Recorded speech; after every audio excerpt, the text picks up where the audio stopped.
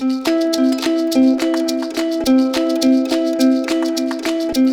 I'm Jessica from Savory Experiments and welcome to my kitchen. Today we are going to be making bourbon bacon jam. It is both sweet and savory. It's one of my all-time favorite condiments because it's delicious on just about everything. I can't wait for you to see how we make it and try it in your own home. First, we're going to start off with bacon. We're going to put this into a hot pan and render out the fat. This is going to take just a little while. I can already smell it. It smells delicious. If you had smell-o-vision, you could get in there. So we're going to cook this nice and slow. Let that bacon fat render off. Let the bacon get nice and brown. And that's going to take about 10 to 15 minutes.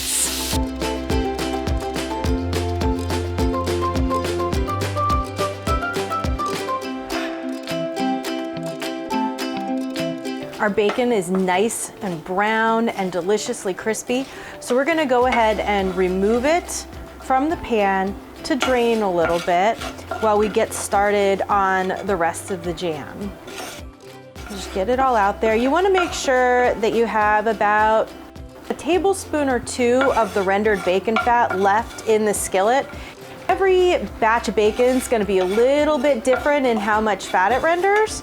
So if you have a little bit more than a tablespoon or two, and you can just eyeball it, you don't have to take it out and measure it because it's hot and you don't want to burn yourself. You can put it into an aluminum can or some other kind of function where it won't burn you or whatever it is you're putting it in, like plastic. You don't want that to melt. So after we take our bacon out, we're going to go ahead and start with garlic. Right on into the pan there and let it saute a little bit. I'm going to turn up my heat just a tiny bit here. And next we're going to go with shallots. So they're a little bit milder of an onion. You hear that sizzle? And we're going to saute them right on into that rendered bacon fat. It's going to pick up all of the delicious browned flavors. We're going to saute these for about 2 to 3 minutes until they start to turn soft and translucent. Our garlic and our shallots are looking beautiful, so it's time to start adding the rest of our ingredients. The first thing we're going to add is sherry vinegar. It smells like delicious sherry. It's going to add a ton of flavor. When I put this in, it's going to spit and spark a little bit, so here we go.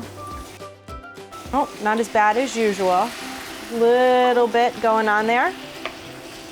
The smell is delicious. Sherry vinegar isn't something that a lot of people have in their pantries, but I highly recommend it. It is a wonderful addition to salad dressings. It adds a little bit more of an oomph flavor than just plain vinegar, so you know that you can use it again. Next, we're going to add maple syrup. Go with real maple syrup here, none of the flavored syrupy water stuff that people put on pancakes. Real maple syrup is what's going to make this into a delicious jam and thicken up and get really sticky.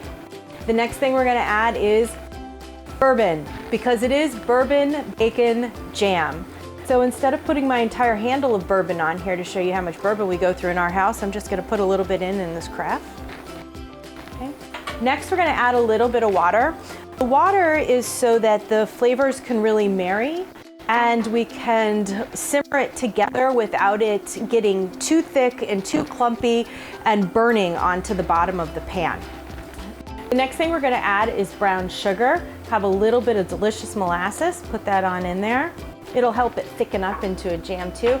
And the last thing is going to give it just a little bit of zing and unexpected flavor, and that is plain old yellow mustard. We're going to put a little bit of that in there as well.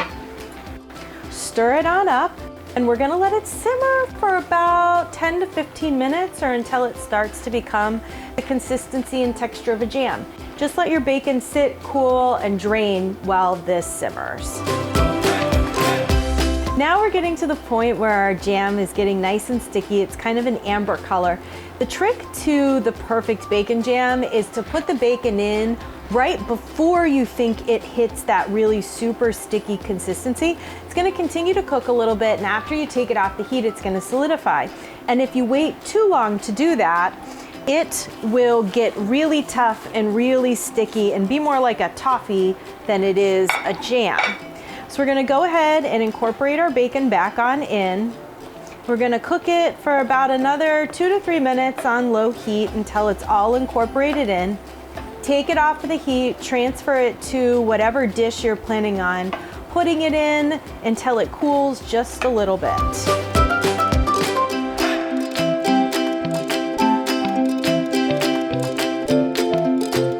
Here you go, foodie friends. Your finished bourbon bacon jam. It's sticky, it's sweet, it's savory, it tastes delicious on everything. You can use it to amp up your grilled cheese sandwich. You can even use it on these no-bake chocolate bacon jam cookies. For these recipes, make sure you head to savoryexperiments.com. Follow us on all the social media, Facebook, Twitter, Instagram, and YouTube. And now, I'm gonna take a big bite of this grilled cheese sandwich. See you later.